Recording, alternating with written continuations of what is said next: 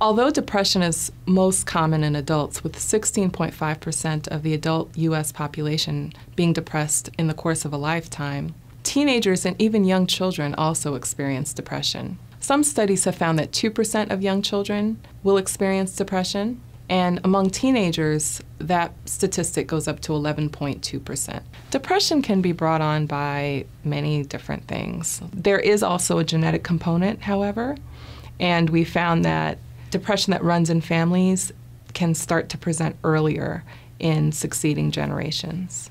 Depression can manifest in several different ways. A person who's depressed can look depressed or report being sad. They can also report being angry or irritable. The depressed person may lose interest in things they previously enjoyed. They may feel hopeless, worthless, guilty.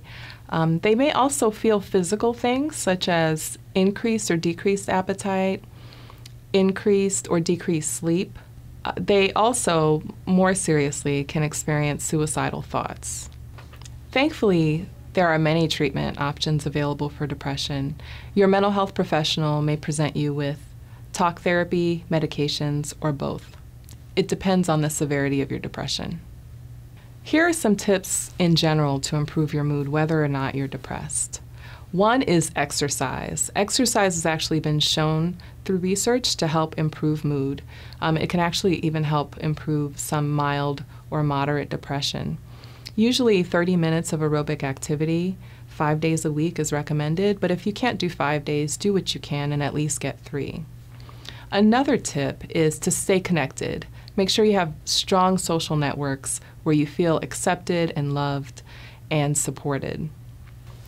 And finally, get plenty of sleep. Not too much, but get plenty of sleep, 7 to 8 hours, so that you can just maintain a good, healthy baseline to help improve your mood. If you think you or a loved one needs help, please call us at 301-838-4912.